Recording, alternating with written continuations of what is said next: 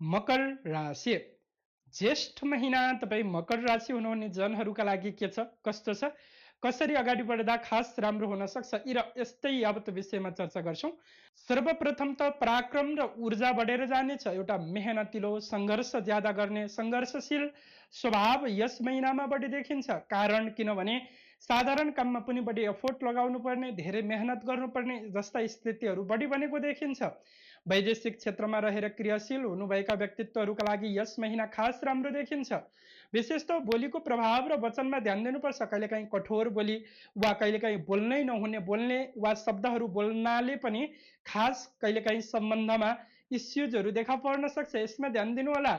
दाँतको समस्या वा घाँटीको समस्या सँगसँगै तपाईँलाई केही गुप्ताङ्ग रिलेटेड केही इस्युजहरूले दुःख दिन सक्छ। यसमा विचार पुर्याउनु हुन अनुरोध गर्न चाहे। रोमान्टिक भाव बढ्ने देखिन्छ। कुनै त्यस्तो खास विषयमा तपाईँ केही खर्च वर्च गर्दै हुनुहुन्छ, जग्गा जमिन साधन वस्तुहरूमा खर्च गर्दै हुनुहुन्छ भने समयक्रम राम्रो हो। पार्टनरसिपमा कार्यहरू गर्नका लागि त्यति उपयुक्त समय मानिँदैन। कुनै लगानी वा इन्भेस्टमेन्टलाई अगाडि बढाउन चाहनुहुन्छ भने खास राम्रो देखिन्छ। विद्यार्थीजनहरूका लागि पनि खास अपर्च्युनिटिज वा अवसरहरू पाउन सक्ने समयको रूपमा यस महिनालाई जोड्न सकिन्छ। स्पेसल्ली तपाईँका लागि यस महिनामा केही अवसर वा अपर्च्युनिटिज भने नपाउने पक्कै पनि होइन। तपाईँलाई लामो तथा छोटो दूरीका यात्रा सँगसँगै राम्रो अवसर र अपर्च्युनिटिज पाउने सम्भावना छ। प्रेमिल महानुभावको सम्बन्ध सकारात्मकप्रद देखिन्छ, तर विवाहित जनहरूको सम्बन्धमा खटपट आउन सक्छ वा आफ्नो भन्दा समलिङ्गी भन्दा दोस्रो लिङ्गीसँगको सम्बन्ध खटपटपूर्ण हुन सक्छ। यसमा ध्यान दिनु होला। वचन र व्यवहार गर्दाखेरि विचार पुर्याएर अगाडि बढ्ने हो भने खास राम्रो देखिन्छ।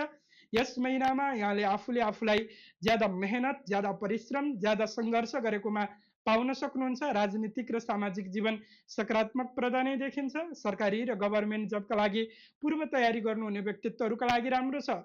शैक्षिक क्षेत्रहरू वा शिक्षा रिलेटेड सेक्टर सँगसँगै रियल इस्टेट वा सँगसँगै तपाईँ आर्मी, पुलिस, फौजी जस्तो वा सर्भिस ओरिएन्टेड सेक्टरमा हुनुहुन्छ भने खास इस्युज वा खास समस्याहरू सामना गर्नुपर्ने हुन्छ। यी यस्ता विषयहरूमा ध्यान दिएर अगाडि बढ्न सक्नुहुन्छ भने केही राम्रो छ। यो थियो ज्येष्ठ महिना तपाईँ मकर राशि हुनुहुने जनहरूका लागि के छ, कस्तो छ भन्ने विषयमा।